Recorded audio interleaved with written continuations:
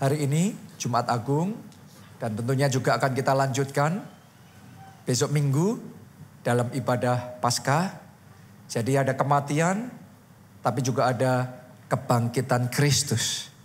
Yesus Kristus bukan hanya disalibkan dan mati, tapi pada hari yang ketiga ia bangkit dari kematian.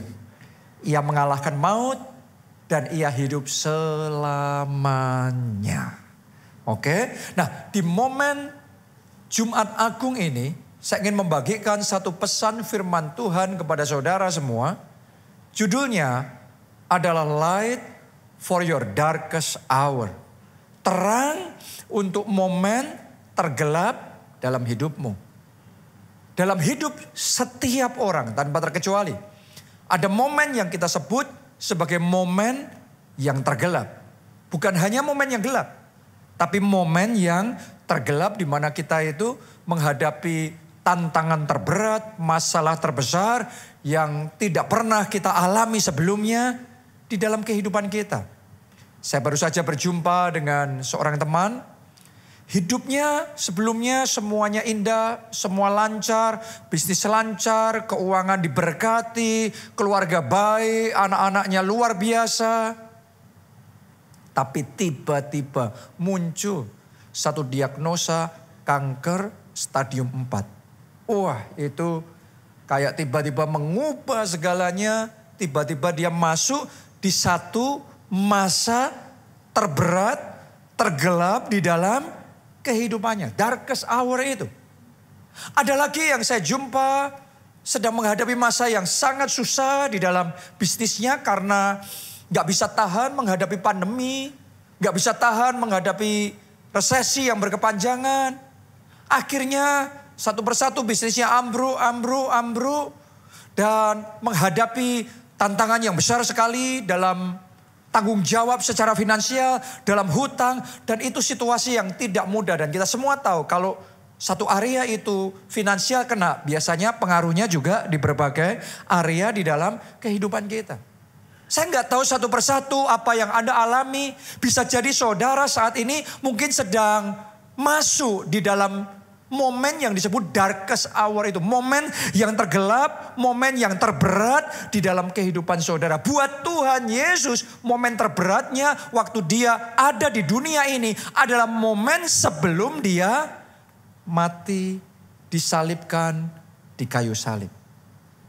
Itu adalah momen. Kalau sudah ingat ya, sekarang kita di Jumat Agung, dari sejak malam sebelumnya, dia sudah banyak sekali bergumul. Dia sudah ngerti bahwa waktu kematiannya sudah dekat. Jadi itu gak gampang. Bahkan Alkitab mencatat Tuhan Yesus berdoa, saking dia bergumul dengan rasa takut yang begitu luar biasa, stres yang begitu luar biasa, sampai mengeluarkan keringat darah. Jadi itu bukan masa yang mudah, ini masa yang berat, masa yang gelap di dalam kehidupannya.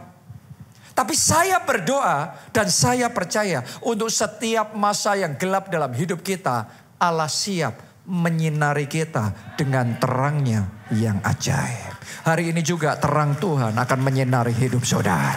Sementara kita memperingati karya salib Yesus Kristus, kemuliaannya akan menyinari hidup saudara. Amin.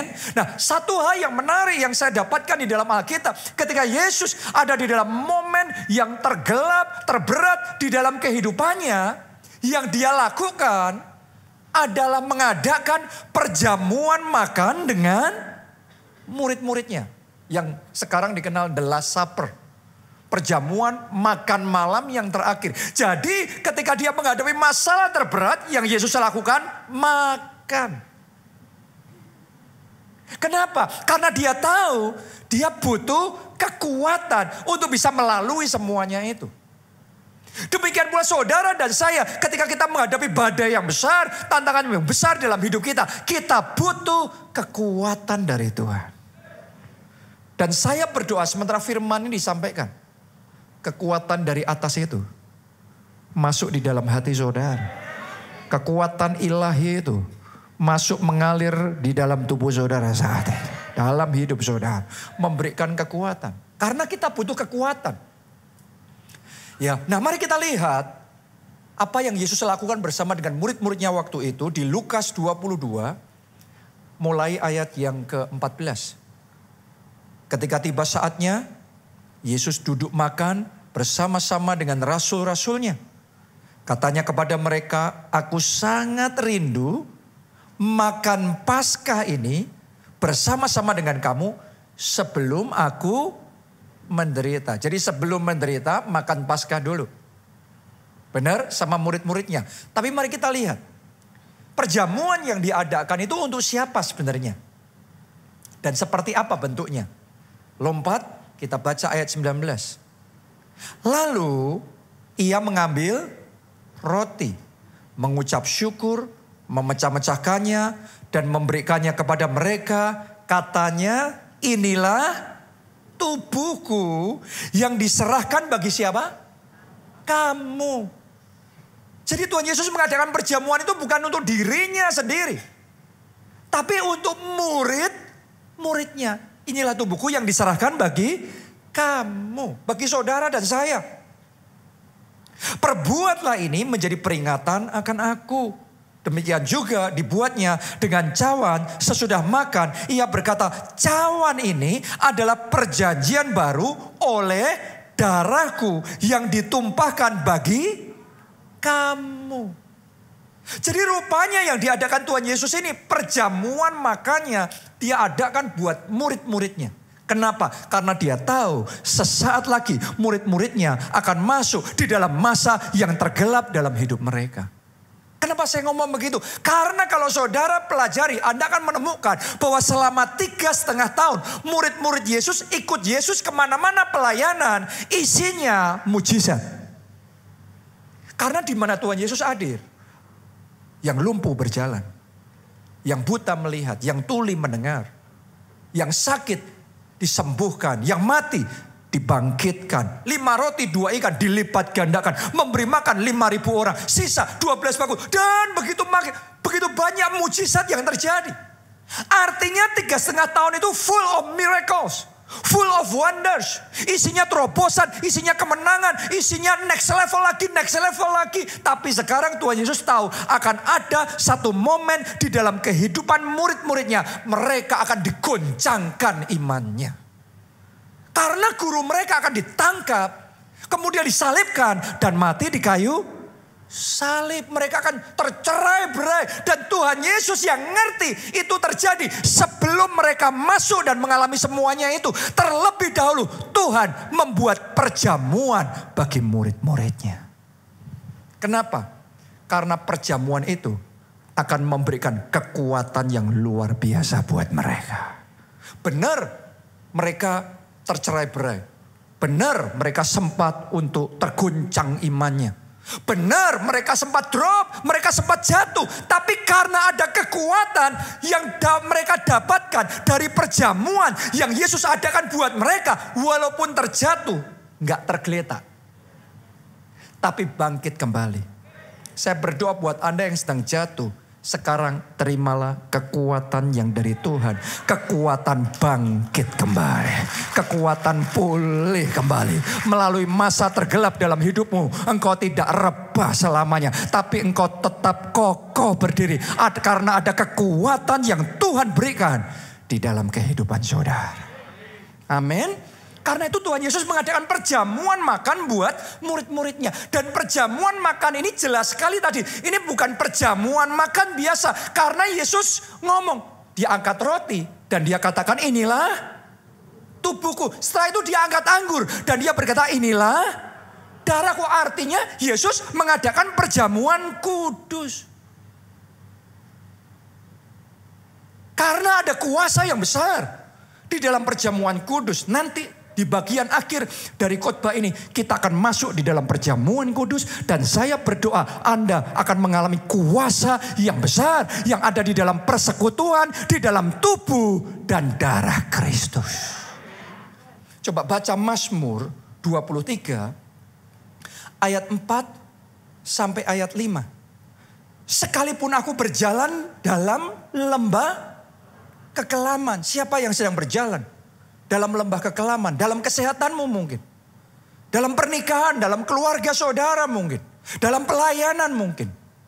Sekalipun aku berjalan dalam lembah kekelaman, aku tidak takut bahaya, sebab engkau besertaku, gadamu dan tongkatmu, itulah yang menghibur aku. Ayat 5 perhatikan.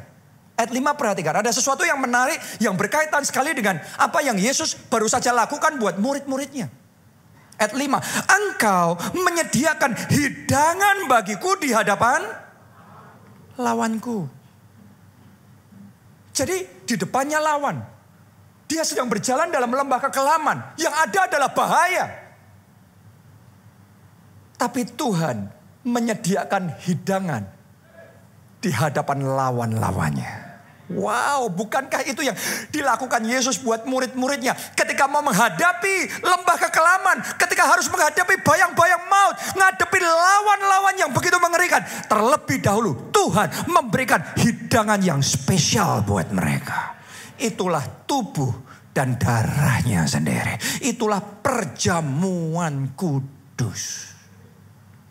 Kerap kali kita melakukan perjamuan kudus di gereja. Tapi karena kita tidak mengerti bahwa ada kuasa yang besar di dalam tubuh dan darah Kristus. Akibatnya kita hanya makan roti, minum anggur, tapi nothing happen.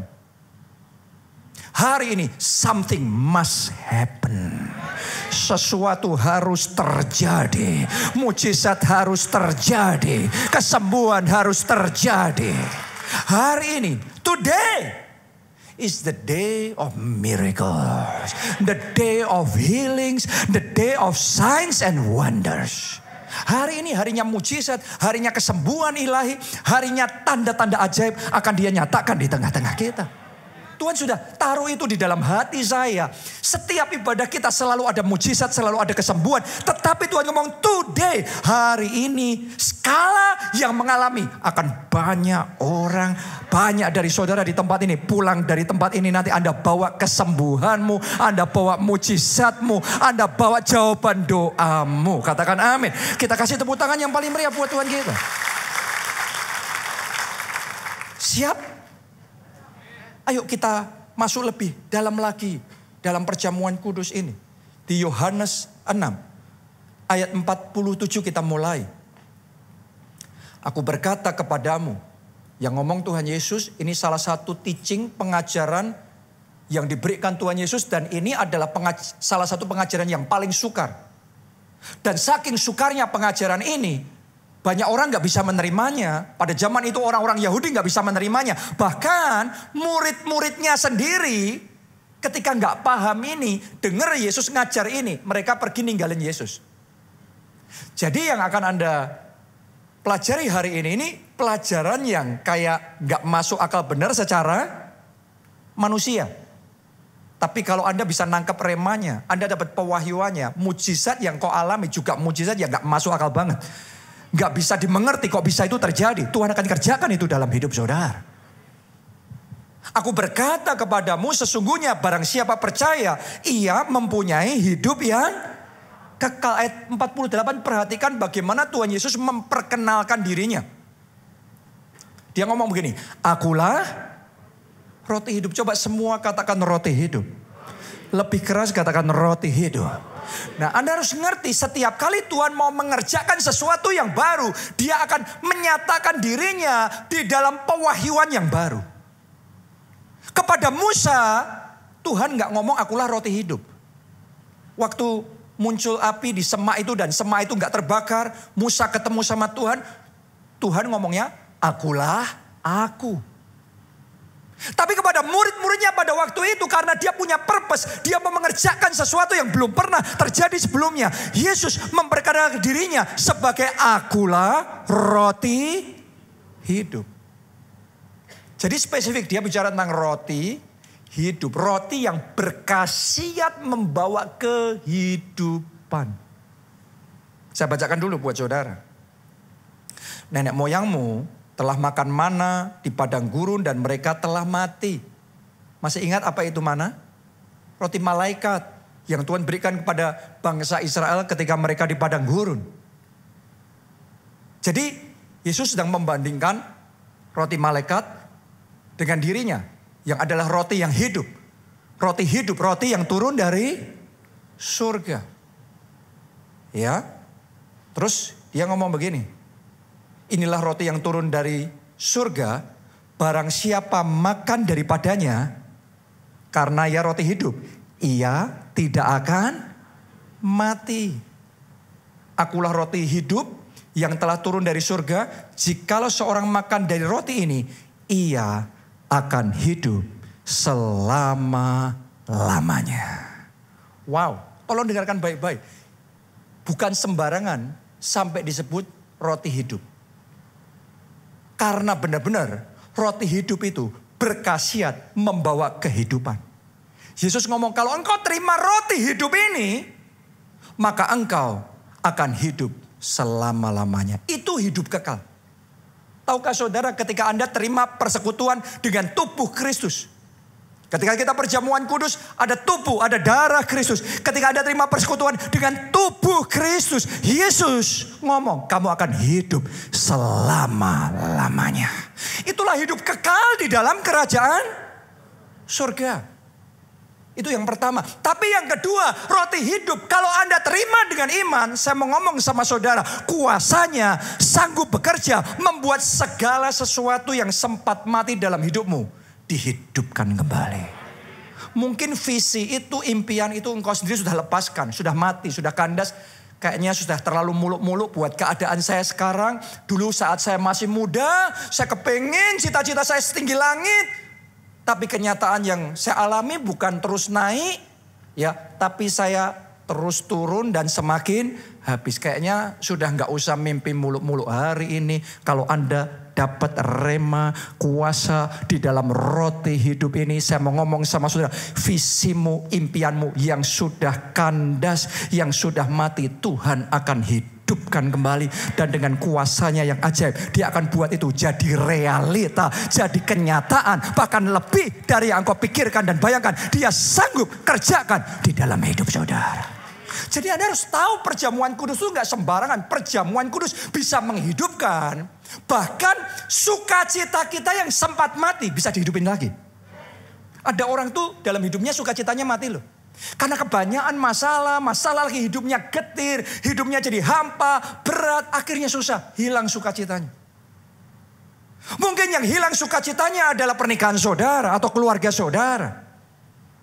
Sudah gak ada lagi keharmonisan di dalam keluarga.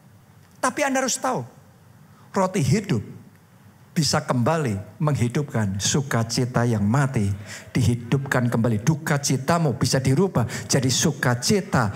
Air matamu bisa dirubah menjadi tari-tarian. Itu kuasa yang terkandung di dalam roti hidup itu.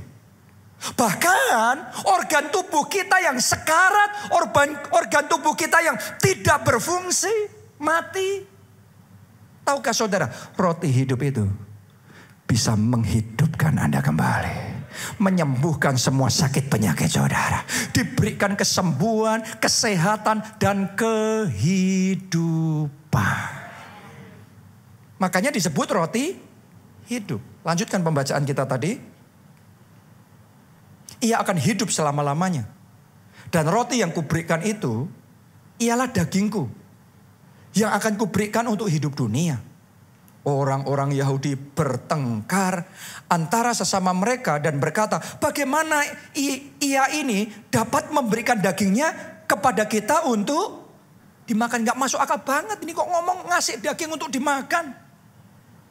Maka kata Yesus kepada mereka, aku berkata kepadamu, sesungguhnya jikalau kamu tidak makan daging anak manusia dan minum darahnya, kamu tidak mempunyai hidup di dalam dirimu. Barang siapa makan dagingku dan minum darahku, ia mempunyai hidup yang kekal. Dan aku akan membangkitkan dia pada akhir zaman. Sebab dagingku adalah benar-benar makanan dan darahku adalah benar-benar minuman.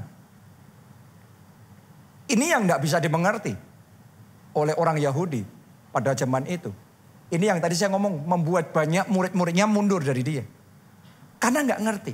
Tapi saya mau tanya sama saudara. Anda pernah ngelihat nggak? Anda pernah baca di Alkitab nggak? Bahwa Petrus, Yakobus, Yohanes makan dagingnya Yesus, minum darahnya Yesus.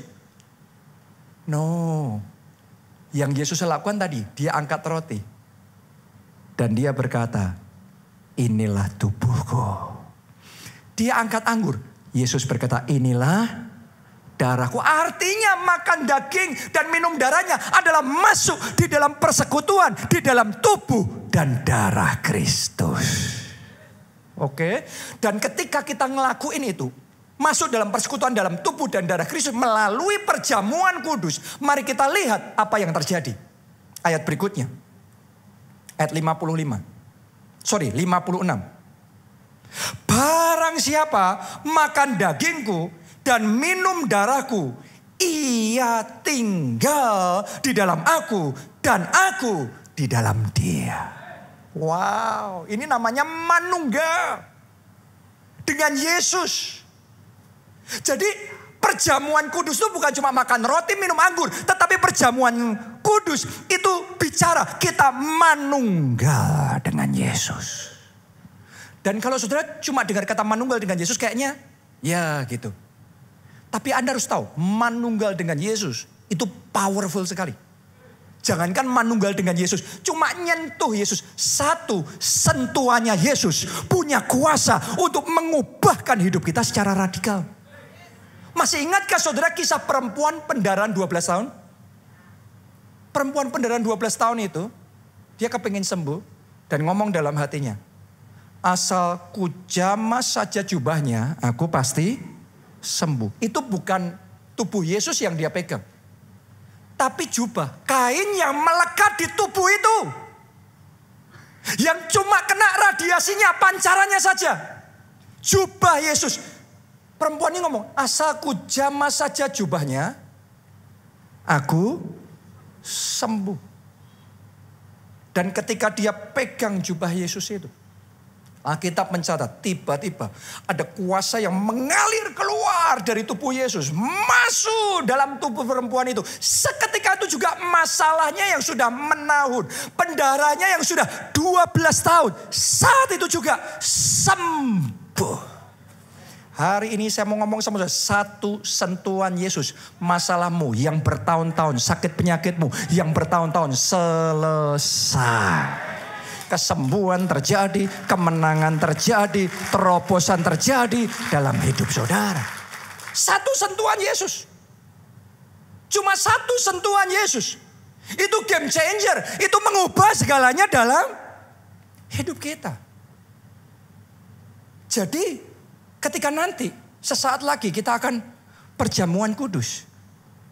Gak main-main saudaraku, ini bukan cuma makan roti. Yesus ketika ngangkat roti, dia ngomong inilah tubuhku, tubuh itu. Yang dilingkupi dengan pakaian itu. Jubah itu, yang disentuh sama perempuan pendarahan itu.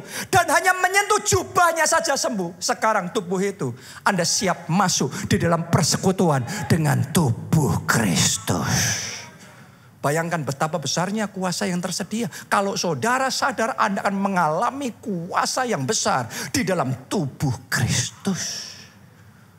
Tapi kuncinya untuk mengalami kuasa yang besar itu, kuasa itu hanya bisa kita akses, dapatnya dengan iman.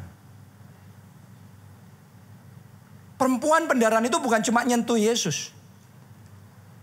Tapi dia ngomong dalam hatinya, asal ku jamah saja jubahnya, aku pasti sembuh. Itu faith, iman itu yang menarik kuasa Allah keluar dari tubuh Yesus, masuk dan menyembuhkan dia.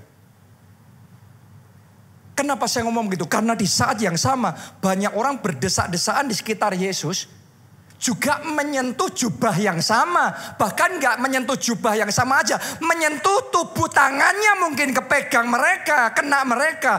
Tapi nothing happen. Mereka tidak sembuh. Coba Anda renungkan.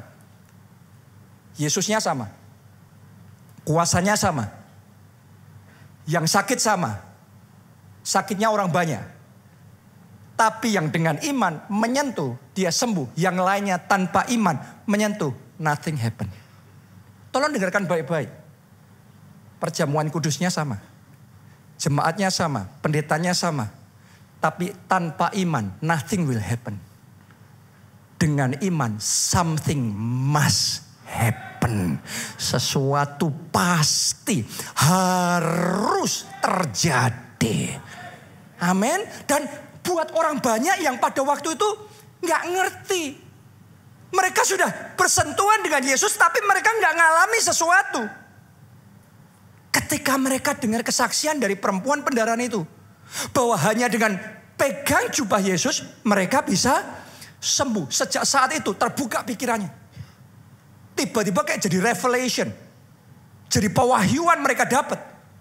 Mereka mulai ngomong, oh ternyata asal nyentuh jubah Yesus aku juga bisa sembuh. Sekarang muncul revelation. Remanya mereka dapat itu. Nangkep sekarang. Begitu mereka menangkap, satu pasal berikutnya dalam Alkitab setelah kisah perempuan pendaraan 12 tahun itu. Alkitab mencatat begini, semua orang yang menyentuh jubah Yesus, semuanya sembuh. Tadinya tidak sembuh, tapi sekarang karena ada iman, karena ada revelation, karena ada rema, sekarang semuanya sembuh. Saudara perlu siap-siap karena ini ibadah akan menjadi ibadah kesembuhan ilahi. Ini ibadah akan menjadi ibadah mukjizat di mana kuasa Tuhan didemonstrasikan. Dan karena itu saudara perlu imannya dikobarkan. Dibangkitkan. Apa yang sedang saya sampaikan sama saudara ini adalah mengobarkan iman saudara. Karena iman timbulnya, berkobarnya dari pendengaran akan firman. Jadi Anda mendengar firman, imannya naik. Itu iman itu supaya bisa timbul, bisa hidup. Itu ibaratnya kayak arang, ada apinya harus diapain? Kipasin. Kalau nggak dikipasin, diemin aja, maka apinya redup. Lama-lama mati. Kalau mati sudah nggak ada panasnya. Tapi kalau api itu Anda kipasin, maka apinya tambah besar, dan Anda akan bisa merasakan panasnya api itu. Ini perjamuan kudus hari ini, bukan jadi perjamuan kudus biasa. Hari ini kuasa api Roh Kudus yang ada di dalam perjamuan kudus ini akan bekerja menjamah saudara, menyembuhkan saudara, mengerjakan mukjizat di dalam hidup saudara. Amin. Kuncinya by faith. Iman. Karena iman itu yang membedakan. Kuncinya adalah revelation. Ngerti dulu, oh ternyata perjamuan kudusnya sama. Orang yang sakitnya sama, pendetanya sama. Tapi tanpa iman, mau tubuh Kristus, mau darah Kristus. Walaupun Yesus ada di situ diurapi. Walaupun mereka bersenggolan sama Yesus, nothing happen. Tapi dengan iman, something must happen. Butuh revelation. Butuh pewahyuan, butuh rema. Dan hari ini saya berdoa Roh Kudus mewahyukan rema ini dalam hidup saudara. Sehingga Anda bisa nangkep, bisa dapat itu. Dapat itu akan membedakan game changer dalam hidup kita. Tahukah saudara, bahkan tentang perjamuan kudus ini Tuhan sudah berikan revelation-nya sejak perjanjian lama sebenarnya. Tepat sebelum Tuhan bawa bangsa Israel merdeka dari perbudakan Mesir. Menuju ke tanah perjanjian. Terlebih dahulu di tulah yang terakhir. Anda ingat gak pesannya kepada bangsa Israel apa? Kepada umatnya apa? Sembelih anak domba. Terus darahnya disuruh ngolesin di pintu rumahnya. Dagingnya diolah. Dijadikan apa? Perjamuan Paskah. Bukankah itu adalah tubuh dan darah anak domba? Saya mau ngomong sama saudara. Ketika mereka melakukan perjamuan kudus. Final tulah terakhir dilepaskan. Saat itu barulah belenggu perbudakan Mesir bisa dihancurkan. Di 9 tulah sebelumnya itu kuasa Allah sudah dilepaskan loh. Tapi Firaun masih gagah banget. Ya sudah kelengar-kelengar juga. Tulah pertama, tulah kedua capek juga. Tulah ketiga, tulah ke-9 pun tapi dia masih tetap berdiri. Begitu perjamuan kudus, Itulah terakhir, kuasa Allah dilepaskan, langsung roboh nih. Mulai hari ini, Firaun yang menghambat berkat Tuhan dalam hidup saudara. Kuasa-kuasa kegelapan, orang-orang kuat yang berusaha menyabotase kemajuan saudara, mulai hari ini dihancurkan, ditekuk dan dikalahkan, dan Tuhan mengerjakan kemenangan di dalam hidup saudara. Amin. Oleh kuasa di dalam tubuh dan darah Kristus. Ini kuasanya besar sekali. Anda jangan menganggap sepele apa yang kelihatan kecil. Kecil belum tentu tidak berkuasa. Mungkin sebagian orang berpikir, cuma makan aja. Sejauh apa sih makan roti minum anggur? Ingat loh, Adam dan Hawa gara-gara salah makan kehilangan Taman Eden. Mereka makan buah pengetahuan yang baik dan yang jahat, yang dilarang oleh Tuhan. Kehilangan kelimpahan. Tadinya kebal terhadap sakit penyakit. Sejak saat itu sakit penyakit mulai masuk di dalam tubuh manusia. Gara-gara salah makan. Itu Adam yang pertama. Adam yang kedua, Yesus Kristus datang ke dunia. Kali ini ngasih tubuhnya, ngasih darahnya. Supaya kita yang harusnya mati dosa, karena dosa, sekarang kita bisa dihidupkan kembali. Itu kuasa dalam perjamuan kudus. Mari kita baca Hakim-Hakim 7 ayat yang ke-13. Ketika Gideon sampai ke situ, kebetulan ada seorang menceritakan mimpinya kepada temannya. Katanya, aku bermimpi tanpa apa? Sekeping roti jelai. Sekeping roti jelai itu seolah-olah kayak tidak seberapa. Apalah artinya sekeping roti jelai. Oke, cuma roti jelai sekeping lagi. Tapi Anda harus tahu, roti yang kayaknya nggak ada apa-apanya, kalau sudah diberkati, sudah diurapi, powernya besar. Coba Anda lihat ke depan sini. Ini roti dan anggur, belum kita apa-apain, ini tetap cuma roti. Hanya anggur, nggak ada khasiatnya. Tapi begitu kita angkat di hadapan Tuhan, seperti yang Yesus lakukan dengan iman, kita katakan inilah tubuh Kristus. Begitu roti ini diberkati, diurapi, di situ Anda akan melihat bagaimana kuasanya mulai bekerja. Mari kita lihat, sekeping roti jelai ini begitu diurapi dengan kuasa Allah, apa yang dia bisa lakukan? Sekeping roti jelai terguling masuk ke perkemahan orang Midian. Setelah sampai ke kemah ini, dilanggarnya kemah ini. Sehingga roboh dan dibongkar bangkirkannya. Demikianlah kemah ini habis runtuh. Itulah perkemahan orang Midian. Musuh-musuh bangsa Israel yang jumlahnya besar dan banyak sekali. Yang begitu menakutkan dan yang selama bertahun-tahun menindas bangsa Israel sampai begitu menderita. Tapi karena ada sekeping roti jelai. Wow. Ini roti yang gak sembarangan. Roti yang sudah diurapi. Itu bisa membongkar bangkirkan perkemahan musuh. Dicatat di sana. Merobohkan sampai runtuh. Perkemahan lawan-lawan mereka. Dalam hidup kita jangan naif ya. Kita jangan ngomong bahwa semua orang baik dan kalau kita maju semuanya happy. Kenyataannya Anda maju gak semua orang happy. Anda gak perlu jahatin orang. Ya, orang tetap akan menjahatin. Sudah akan ada orang-orang yang seperti itu.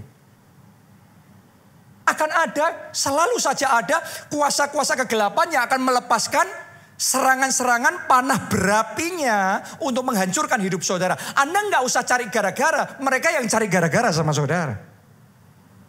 Itu lawan, itu musuh yang berusaha untuk menghancurkan hidup kita. Menghancurkan pernikahan kita, menghancurkan keluarga kita. Tapi hari ini sementara kita akan masuk dalam perjamuan kudus.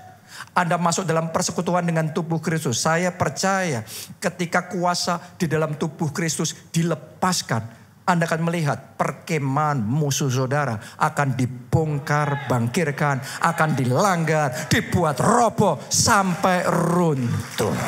Saya berdoa serangan-serangan yang ditujukan kepada saudara di dalam nama Yesus berbalik. Santet-santet yang dilepaskan untuk menghancurkan saudara, saatnya aku deklarasikan berbalik di dalam nama Tuhan Yesus. Ya, berbalik itu.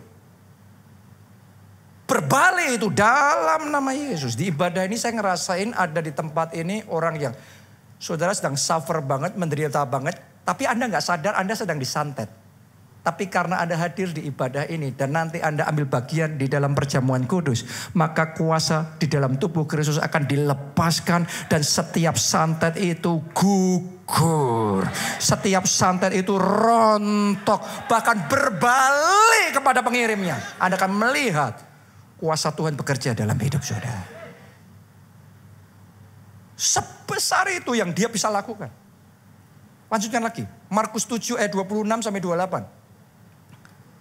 Ini kisah lain lagi ya.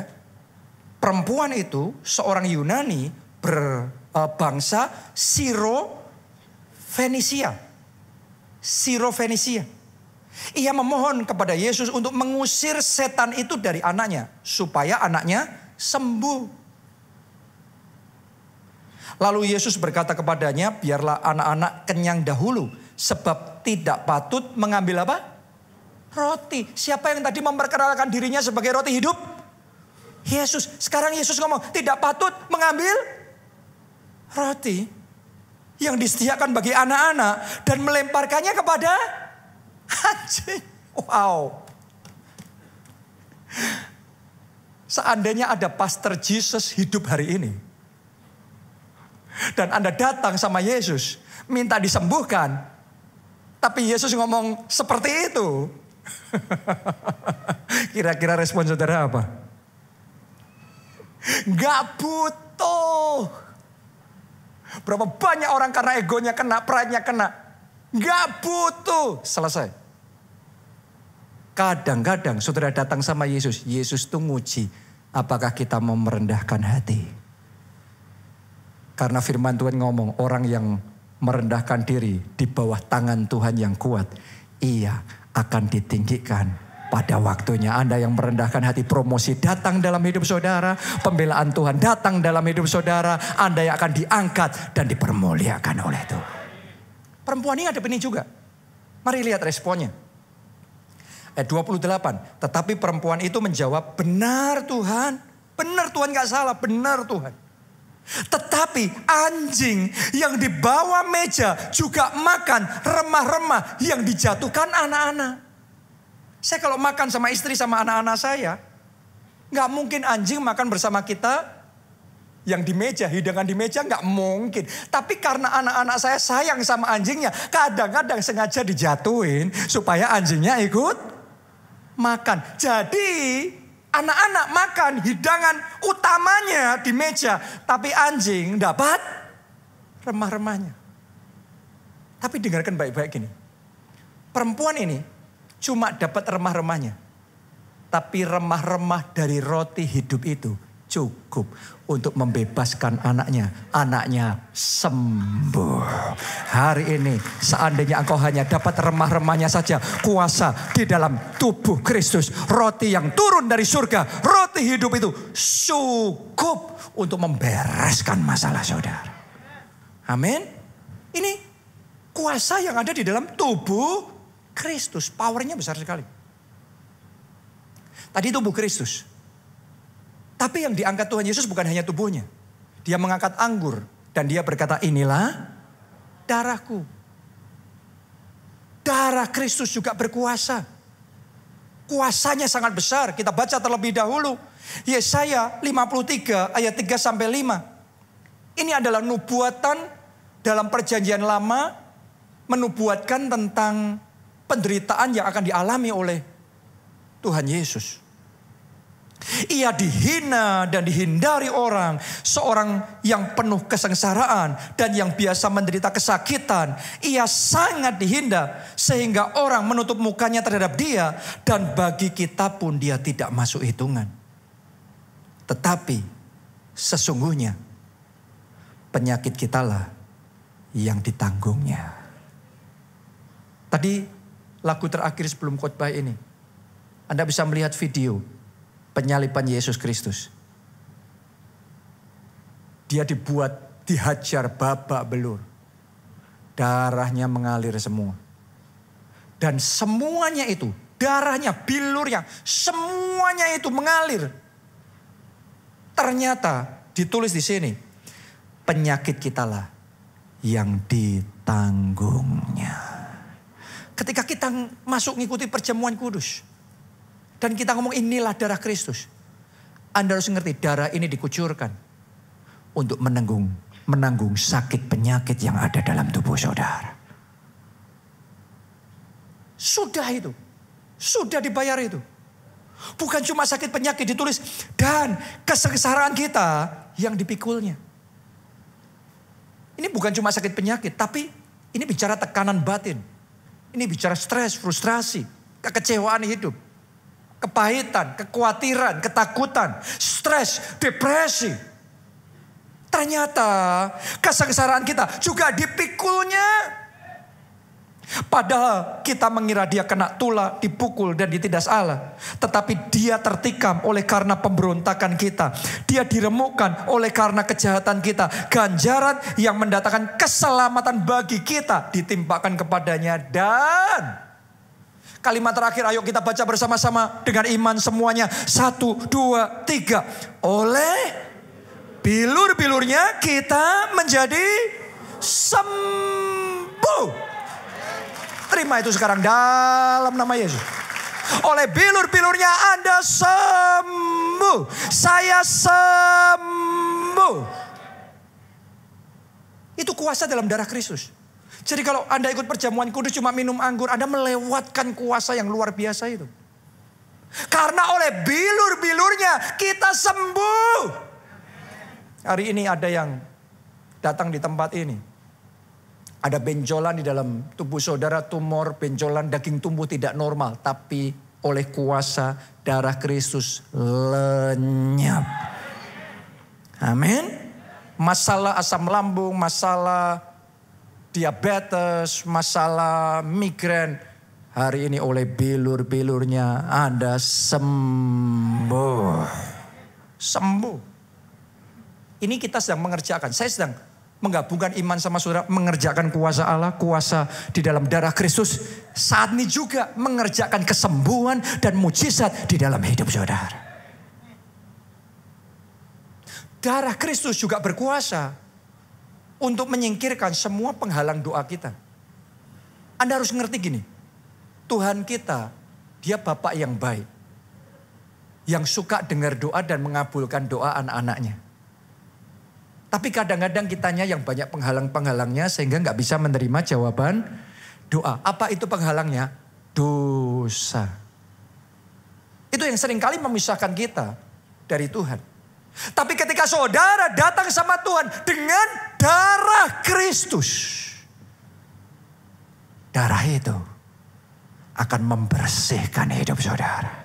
Melenyapkan, menyingkirkan semua dosa-dosa Anda yang merah seperti kirmisi dibuat putih seperti salju. Dan ketika dosanya disingkirkan, penghalangnya disingkirkan, sekarang Anda ready dan terimalah jawaban doamu. Amin. Haleluya.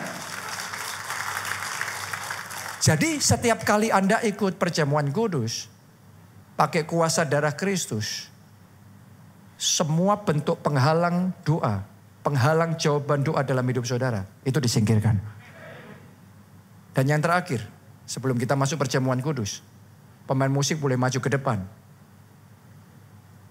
Alkitab ngomong begini, iblis dikalahkan oleh darah anak domba Allah dan oleh kesaksian kita. Mau menang dalam peperangan? Hidup ini adalah peperangan. Anda nggak mau berperang, maunya damai. Sama iblis pun juga mau damai. Iblis tetap datang merangin saudara.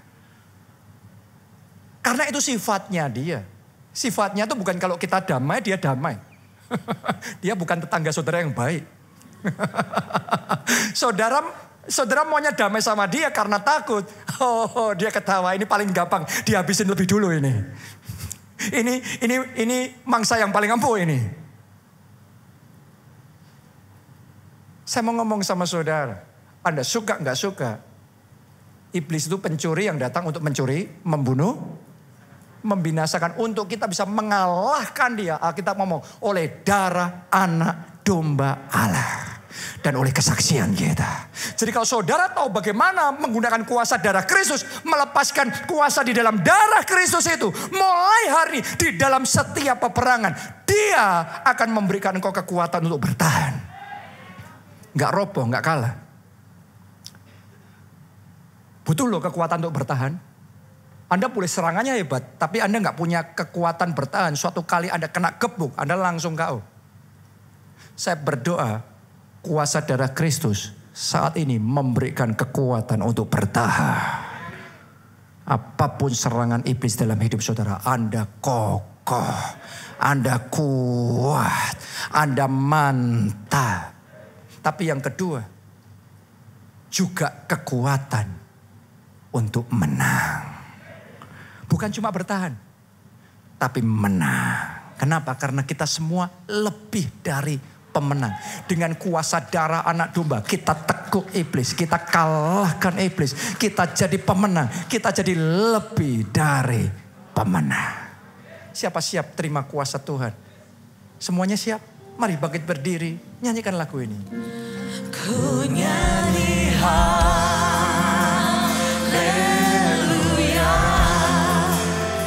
ku sorak haleluya,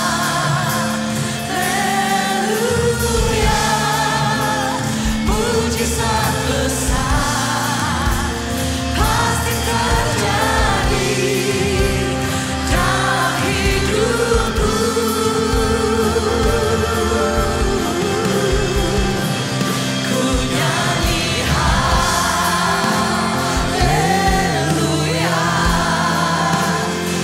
Sorak haleluya, mujizat besar selalu terjadi. Amin, amin. Mari sekarang semuanya, mari kita angkat dua tangan kita dengan iman, nyanyikan lagu profetik ini. Nyanyi haleluya, ku sorak. Katakan mujizat besar, pasti terjadi, pasti terjadi dalam hidupku.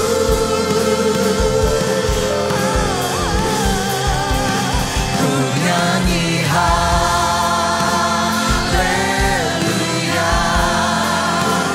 ku sorak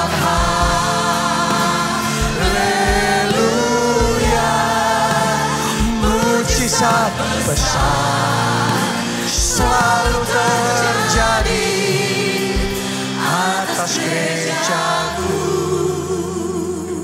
Sebelum kita masuk perjamuan kudus, sebelum kita masuk dalam persekutuan dengan tubuh dan darah Kristus, saya mau pastikan terlebih dahulu Anda ready. Dan Anda dilayakkan untuk menerima tubuh dan darah Kristus. Mereka yang bisa menerima perjamuan kudus ini adalah mereka yang percaya kepada Yesus. Itu sebabnya saya ingin memberikan kesempatan buat saudara yang belum pernah terima Yesus sebagai Tuhan dan Juru Selamat. Ayo buka hatimu, undang dia jadi Tuhan dan Juru Selamatmu secara pribadi. Engkau akan terima pengampunan dosa dan engkau akan menerima hidup yang kekal. Atau mungkin saudara sudah pernah, hanya saudara kayak dalam kehidupan iman itu ups and down, maju mundur. Sehingga saudara not sure, gak yakin saya masuk surga gak ya? Saya selamat gak ya? Hidup saya, hubungan saya sama Tuhan gimana ya? Karena itu hari ini saya undang saudara, kita angkat dua tangan kita. ikuti doa ini. Katakan, Tuhan Yesus, masuklah dalam hatiku. Jadi Tuhan dan Juru Selamatku. Ampuni dosa-dosaku. Selamatkan aku. Mulai sekarang, hidupku ini milik Tuhan Yesus. Aku siap mengiring Yesus. Melayani Yesus. Seumur hidupku. Terima kasih Tuhan. Amin. Yang kedua, ayo kita persiapkan perjamuan kudus. Roti dan anggur yang tadi sudah Anda terima, silahkan dipersiapkan. Anda yang belum menerima, bisa angkat tangan tinggi-tinggi supaya petugas bisa membantu. Ya, di sana ada lagi yang belum menerima, bisa mengangkat tangan. Ya, di atas sana. Oke. Kalau Anda sudah menerima, silahkan buka rotinya, juga buka cawannya. Silahkan dibuka, saudaraku.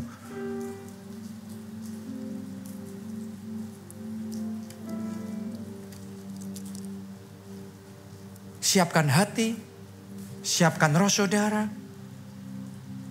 dan pastikan imanmu diaktifasi. Seperti perempuan yang pendaran 12 tahun itu. Yang ketika menyentuh jubah Yesus, dia sudah ngomong dulu. Asal ku jamah saja jubahnya, aku sembuh. Sesaat lagi Anda bukan sekedar menjamah jubahnya, tapi saudara akan masuk di dalam persekutuan dengan tubuh itu. Dengan tubuh Kristus. Tubuh yang berkuasa itu. Doa saya ada iman yang hidup. Ada iman yang diaktifasi. Amin. Bahwa sementara kita masuk dalam persekutuan dalam tubuh Kristus, kuasanya bekerja dalam hidup kita. Apakah Anda percaya yang kita angkat ini bukan roti biasa lagi? Tapi ini sudah diberkati oleh Tuhan, diurapi oleh Tuhan. Dan dengan iman kita katakan inilah tubuh Kristus. Apakah Anda percaya? Amin. Mari dengan iman terima dalam nama Tuhan Yesus.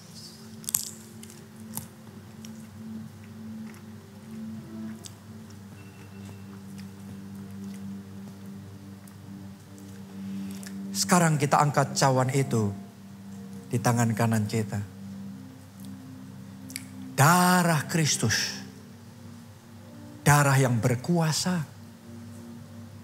Anda terima injeksi vitamin saja, injeksi obat saja, injeksi vaksin saja, ada efeknya. Yang akan Anda terima gak main-main. Darah Kristus. Tahukah saudara di gereja kita ada berapa banyak kesaksian ketika kuasa Allah mengalir menjamah. Kanker yang sudah stadium 4, dokter sudah angkat tangan, cuma dikasih waktu paling 2-3 bulan. Tapi tiba-tiba oleh kuasa Tuhan, kanker itu mengering sampai ke akar-akarnya. Dicek sama dokter yang sama, dan dokter terheran-heran karena tidak lagi ditemukan kanker itu. Cek sama 2-3 dokter lain yang berbeda dan bersih. Sembuh. Oleh bilur-bilurnya kita sembuh. Ada lagi yang sembuh dari masalah jantungnya. Ada lagi yang sembuh masalah ususnya. Ada lagi yang sembuh masalah asam lambungnya. Apapun itu sakit penyakit saudara, oleh bilur-bilurnya sembuh. Kadang-kadang bahkan saya di ibadah terakhir ini saja, kayak Tuhan taruh di hati saya, ada di sini yang sakit tapi Anda nggak sadar ada sakit penyakit itu dalam tubuhmu. Tapi karena Anda hari ini menerima dengan iman firman Tuhan ini. Dan Anda masuk di dalam persekutuan dengan darah Kristus ini. Hari ini sementara darah Kristus itu Anda terima. Maka bahkan sakit penyakit yang engkau tidak sadari, Tuhan sembuhkan. Anda percaya yang kita angkat ini bukan lagi anggur biasa. Ini diurapi oleh Tuhan dan Yesus katakan inilah darahku, darah perjanjian baru. Perbuatlah ini setiap kali kamu mengingat aku. Apakah Anda percaya? Amin. Mari kita terima dengan iman dalam nama Tuhan Yesus.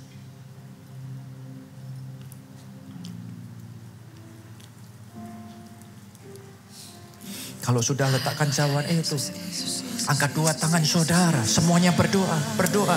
Karena ini momen kritikal ketika tubuh dan darahnya itu masuk dalam hidupmu. Yesus ngomong, jikalau kamu menerima tubuhku dan darahku, maka engkau di dalam aku dan aku di dalam engkau. Sekarang ini sedang dimanunggalkan, dipersatukan dengan Yesus Kristus. Dan saat ini momen kuasanya bekerja. Kuasanya bekerja menjamah hidupmu. Terima itu saudara, terima. Dalam nama Yesus. Tuhan jamah anak-anakmu. Anak-anakmu yang terima roti hidup ini. Jamah Tuhan. Dari yang paling depan sampai yang paling belakang. Jamah dengan kuasa. Sakit penyakitnya sembuh. Oleh bilur-bilur Kristus kita sembuh. Semua musuh-musuh, lawan-lawan, agen-agen kejahatan, agen-agen kuasa kegelapan yang berusaha menyabotase keluarga kita, pernikahan kita, berkat kita, saat ini dihancurkan, dirobohkan. In the name of Jesus, in the name of Jesus. Firaun, kuasa kegelapan yang berusaha menahan kemajuan saudara. Firaun itu roboh, hancur dalam nama Tuhan Yesus. Sekarang terima kuasa Allah itu, terima kuasa Allah itu bekerja, terima in the name of Jesus, in the name of Jesus. Ku nyanyi haleluya, katakan ku sorak haleluya. Dengan iman, deklarasikan, katakan pasti terjadi. Pasti terjadi dalam hidupku.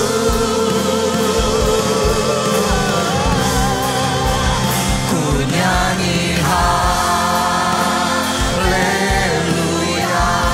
ku sorak haleluya.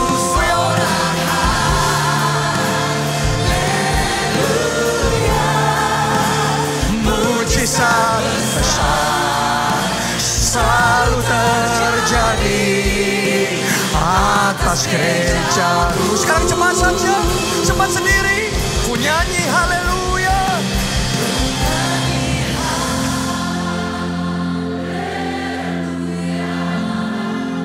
Amin. Mari deklarasi profetik. Mujizat besar, bukan yang kecil, yang besar. Pasti terjadi. Sekarang terjadi. Amin, amin, amin. Mari bersama-sama katakan, ku nyanyi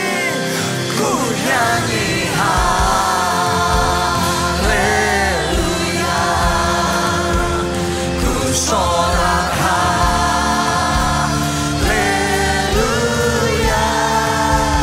Mujizat besar selalu terjadi atas gerejaku. Mari yang terakhir, yang terbaik. Lomba-lomba katakanmu, katakan. Ku nyanyi haleluya,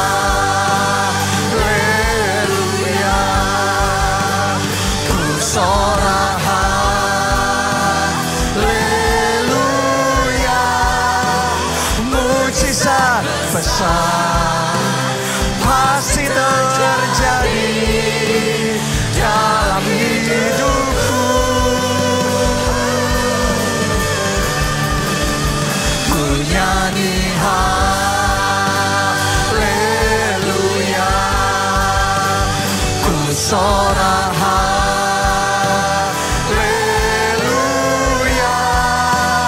Mujizat besar selalu terjadi atas gerejaku.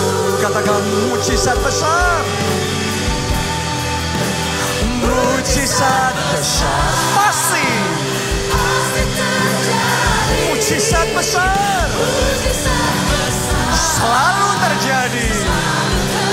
Mujizat besar sudah terjadi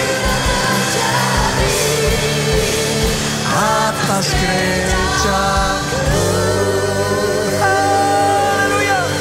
Terima kasih Tuhan. Kami terima dengan iman kuasa-Mu.